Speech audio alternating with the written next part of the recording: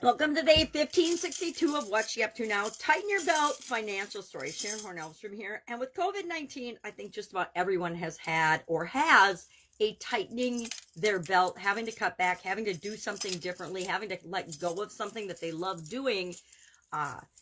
Prior to that, maybe we didn't all have a tightening our belt story, but definitely with the impact of COVID, I think billions of people now have a story of where they have had to cut back, change things, let people go, stop doing certain things, doing things for themselves that they maybe never even imagined. I think there are millions of parents that never imagined that they would be required to homeschool their kids. I think there are millions of couples that never imagined they would have to spend 24/7 together with their children, basically captive in their own homes for months on end. So that created all kinds of challenges for literally billions of people on the planet. So our idiom, our expression for supersize your business today, we're doing financial ones to coincide with the BU 365-day annual challenge to do one thing every day that improves us. So the financial one today was to tighten your belt. So I shared, I think, 7 or so different ways that we can tighten our belt, that we can cut back, we can be more fiscally wise and smart and responsible than in times when we're not looking at needing to be resourceful. I believe in bootstrapping my businesses, and so I am often having to be resourceful. And it's always more fun to be resourceful than necessarily have to use our own existing resources to do things. Sometimes it's expeditious and we want to do that, but for the most part, I choose not to. I choose to find a way to find the money to do the things that I want to do versus taking out of my cash reserves. So, that was our idiom, our expression today. And this is, of course, one of my favorite belts. It's not really my favorite, but we got it from my ex-mother-in-law, and my granddaughter, my oldest granddaughter, absolutely loves this belt. So I save it, and I keep it in my jewelry box because she loves to play with it. It's a bunch of butterflies. It doesn't really have your traditional belt loops, but it's got these little hooks that you hook the hook on in order to make the belt smaller. And she likes it because not only can I wear it, but she can wear it too. And I think she thinks that that's really, really fun. And guess what? It kind of is. Plus, it's got cute little silver butterflies on it. Who doesn't love butterflies? Except my sister. My one sister is afraid of bugs, and that includes butterflies. All bugs. She doesn't like any bugs. So tighten your belt. I would love to hear your stories of how you got creative, got and thought and had fun ways and different ways of cutting back, tightening your belt, dealing with the stress and the trials and tribulations and all the different things that came up because of COVID, and going from our normal day-to-day activities to boom, shut down overnight to, hey, you're at home, this is what you're going to do now, and going from 2 weeks to a month to 2 more months to 3 months to 6 months to, even in December of 2021, we were still experiencing lockdowns and things. And I think even into 2022, there are areas that are still trying to manipulate and pull that nonsense off. And that's exactly what I call it, manipulate and pull that nonsense off, because as a person that is more susceptible and more has health challenges that would be in a higher age group, I admit it, and concerned about my health, it's my personal responsibility to separate myself and do what's right for my health and my level of concern. If I am, and I learned this from my sister. My sister is a cancer survivor. She had really rare leukemia, but the one kind that's actually curable. And so for years, she has had to be very careful about germs and crowds and everything else.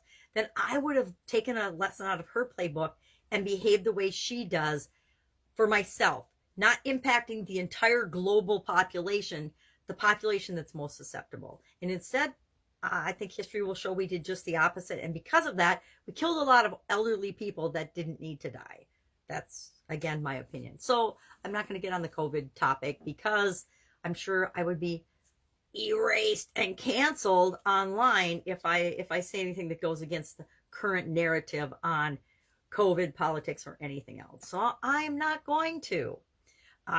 And it doesn't really matter with respect to my personal beliefs versus how I serve and how I show up in the world. I'm all about making the world a better place, and that's my purpose in life. It isn't to cause more drama and trauma. It's definitely not to change anyone's beliefs about anything. It's up to each and every one of us to take personal responsibility and think for ourselves and decide what is right for us and what is not. So today we talked about, in the annual challenge, we're hopping into the SOAP framework, my personal favorite framework since the pandemic began. One of my responses to the pandemic was to say, okay, what can I do to help people through this and make a positive difference in the world? And so I created it started out as it was a short, really short, 5 to 7 day challenge originally. And I'm like, nope, that's not enough. During the pandemic, if we're going to be locked up for months on end, I'm going to do a 30-day challenge. So I started a 30-day to teach the SOAP framework so that I could equip as many people as possible with an automatic process for dealing with changes and challenges. And for a lot of us, changes and challenges were hitting us daily or dozens or hundreds of times a day when the COVID pandemic hit. And the vast majority of the population was probably not equipped for it. I thought I was pretty equipped for it, and I still found that I was reeling in a lot of different ways. And so I was like, well, what am I doing? How am I handling these changes and challenges? What process am I using? And I realized I was using a 4-step process. And if I wrote down the steps and thought of different words that described those steps, I came up with SOAP.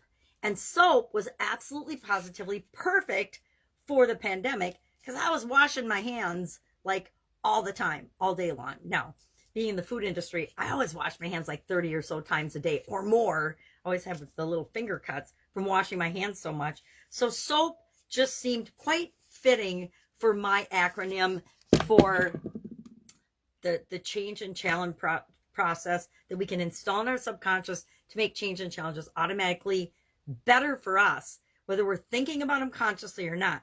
But we can use the same framework on a conscious level when we need to think through the steps of a change or a challenge, a bigger change or a challenge in our life, not just the automatic, where am I going to eat lunch? What am I going to make for dinner, etc. questions and challenges. The what's for dinner one has never been a challenge for me, but one of my sisters hates to cook, and with her son home because college was shut down, and her husband, every day she still had to come up with something to cook for dinner. And so that's a challenge for a lot of people. Millions of people, I'm sure, struggle with not liking to cook. And what am I going to cook for dinner given that we're stuck at home and the restaurants are closed until the restaurants start doing, pickup, curbside pickup and things.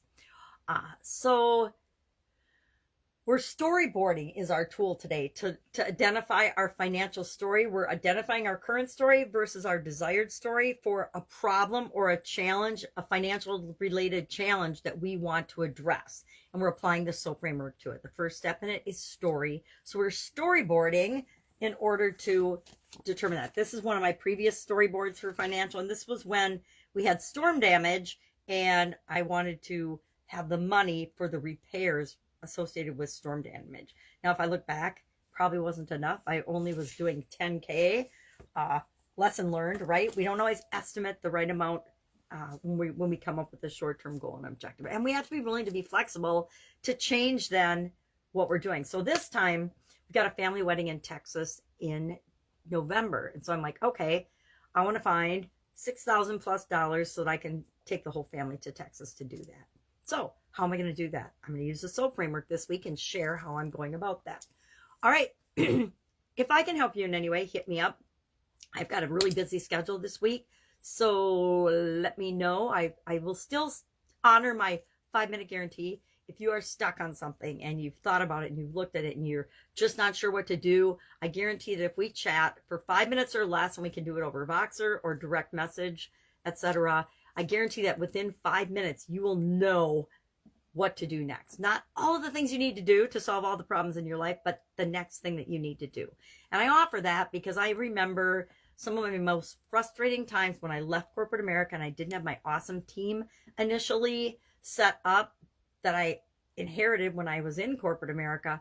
It was definitely more challenging and stressful to have to figure stuff out on my own. And it was, before the internet. So the internet wasn't a big thing where you could just go ask Quora or Jeeves or who's ever the question or Google it. or YouTube it, you had to figure it out yourself. So different era, but really served me well to have some mentors and people that I could call upon. And I want to be that resource for you. All right. Have an awesome day. I will be with you tomorrow.